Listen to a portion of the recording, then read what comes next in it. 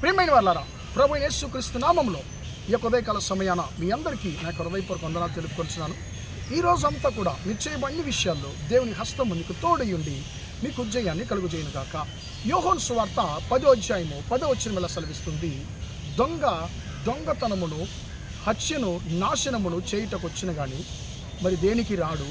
నేను గొర్రెలకు జీవం కలుగుటకును ఆ జీవము పరిపూర్ణంగా కలుగుటకును నేను వచ్చి తిని అని యేసుక్రీస్తు అనేది మనం చూస్తున్నాము. ప్రియమైన బిడ్డలారా, ఇక్కడ ఇద్దరు గురించి యేసుక్రీస్తు మాట్లాడుతున్నాడు. మొట్టమొదటిగా దొంగ అయినటువంటి సాతాను గురించి మాట్లాడుతున్నాడు. రెండవది కాపరి అయినటువంటి తన్ను గురించి మాట్లాడుతున్నాడు. ప్రియమైన బిడ్డలారా, ఈ దొంగ యొక్క స్వభావం ఏంటి? దొంగలించడము. సాతాను యొక్క స్వభావం ఏంటి? మనకు ఆశీర్వాదాలు దొంగలించడము, మనల్ని చంపడము, నాశనము చేయడం. ఇది సాతాను యొక్క పని. కానీ ఆ దేవుని యొక్క పని ఏంటి? ఆయన మనకు జీవం ఇస్తున్నాడు, బ్రతికిస్తున్నాడు. ఆ జీవం పరిపూర్ణంగా మనకి ఇవ్వడానికి ఆయన వచ్చాడు.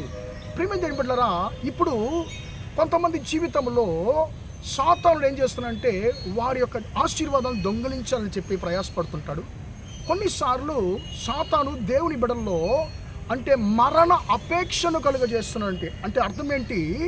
వారిలో అంటే నన్ను నేనే అంటే చంపుకోవాలి, అంటే సూసైడ్, నన్ను నేనే చంపుకోవాలి అని తన ప్రాణాన్ని తానే చంపుకోవాలనేటువంటి మరణ అపేక్షను దేవుని బిడ్డల్లో ఈరోజు సాతానుడే కలుగజేస్తున్నాడు.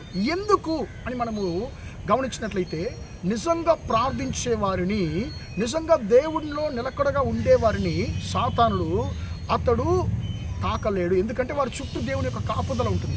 కానీ ఒక్క విషయాన్ని చేయగలడు, వారి యొక్క ఆశీర్వాదాన్ని దొంగలించడానికి ఒక్క విషయాన్ని మాత్రం అతడు చేయగలడు. ఏంటంటే దేవుని బిడ్డల్లో ప్రార్థించే వారిలో వారి చుట్టూ ఉన్నటువంటి సమస్యలను చూపించి, వారు ఎదుర్కొన్నటువంటి సమస్యలను ఎక్కువగా వారి యొక్క తలంపుల్లో ఆలోచింపజేసి వారికి మరణ అపేక్షను, అంటే నేను చనిపోవాలి, ఎందుకు నాకు ఇన్ని శ్రమలు, నేను ప్రార్థిస్తున్నాను, నాకు ఎందుకు ఈ శ్రమలు, నేను దేవునికి పరిశుద్ధంగా ఉన్నాను, నిజాయితీగా ఉన్నాను, నేను దేవునికి భయపడుతున్నాను, ప్రతి విషయంలో నేను దేవునికి భయపడుతున్నాను, కానీ నాకు ఎందుకు ఈ యొక్క బాధలు, ఎందుకు ఈ యొక్క బలహీనతలు, ఎందుకు ఈ యొక్క వ్యాధులు? ఇతర లోకంలో పాపం చేసే వాళ్ళందరూ బాగున్నారు, నేను మాత్రము బలహీనతలు, సమస్యలు, పోరాటాలు, అవమానాలు నేను ప్రతిరోజు నేను భరిస్తూనే ఉన్నాను, ఎదుర్కొంటూ ఉన్నాను, ఒక్కొక్క సమస్యను ఎదుర్కొంటున్నాను. నేను సమస్యలను, బలహీనతలను నేను ఎదుర్కొని నేను అలసిపోయాను, అసలు నాకు ఎందుకు ఈ యొక్క జీవితం అని చెప్పి మరణ అపేక్షని కలుగజేయగలడు సాతానుడు. ప్రియమైన బిడ్డలారా, ఒకవేళ మీలో మరణాన్ని గురించినటువంటి ఆశ ఎక్కువగా కలుగుతుందంటే అది సాతానుడు మీ యొక్క ఆశీర్వాదాన్ని దొంగలించడానికి అతడు చేసేటువంటి ప్రయత్నం అనేటువంటి దాన్ని దేవుడు ఈ యొక్క ఉదయకాల సమయాన్ని మీకు జ్ఞాపకం చేస్తున్నాడు. ప్రియమైన బిడ్డలారా, ఎవరికైతే మరణ అపేక్ష దేవుని బిడ్డలలో ఎవరికైతే ఎక్కువగా మరణాన్ని గురించినటువంటి ఆశ కలుగుతుందో, నేను చనిపోవాలి, నేను ఉరేసుకోవాలి, లేకుంటే నేను సూసైడ్ చేసుకోవాలి అనేటువంటి ఆశ ఎప్పుడైతే వస్తుందో అప్పుడు ఒక్క విషయం మాత్రం మనం గుర్తించాలి, మనము మన యొక్క ఆశీర్వాదానికి చాలా దగ్గరలో ఉన్నాము. మన యొక్క ఆశీర్వాదమైనటువంటి దినాలు మనకి చేతికి అందేటువంటి దూరంలోనే ఉంది, దగ్గరకు వచ్చేసాము. కాబట్టి సాతాను నాతో ఎక్కువగా పోరాడుతున్నాడు అనేటువంటి దాన్ని మాత్రము మీరు జ్ఞాపకంలో ఉంచుకోవాలని చెప్పి నేను ఇష్టపడుతున్నాను. కాబట్టి దేవుడు అంటున్నాడు, దొంగతనం చేయడానికి, హత్య చేయడానికి, నాశనం చేయడానికి వస్తాడు, కానీ నేను బ్రతికించడానికి వచ్చేటువంటి వాడు. నా కుమారుడు, నా కుమార్తె, నీ కొరకు శ్రేష్టమైనటువంటి ఆశీర్వాదం నీ కొరకు నేను ఉంచున్నాను. నీ కొరకు మహా ఉన్నతమైనటువంటి ఆశీర్వాదాలు నేను నీకు ఉంచి ఉన్నాను.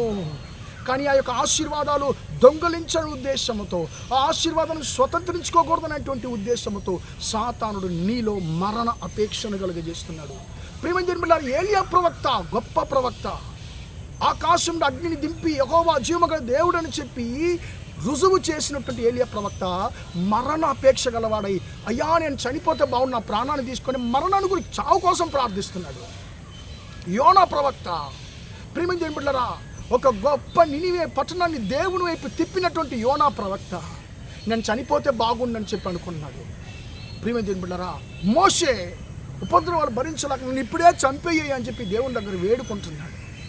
ప్రియమైన బిడ్డలారా, ఎవరైతే దేవుని ద్వారా బలంగా వాడబడ్డారో, ఆ పరిశుద్ధులందరిలో కూడా సాతానుడు ఈ యొక్క మరణ అపేక్షను కలుగజేశాడు, కానీ వారు దానిని జయించగలిగారు.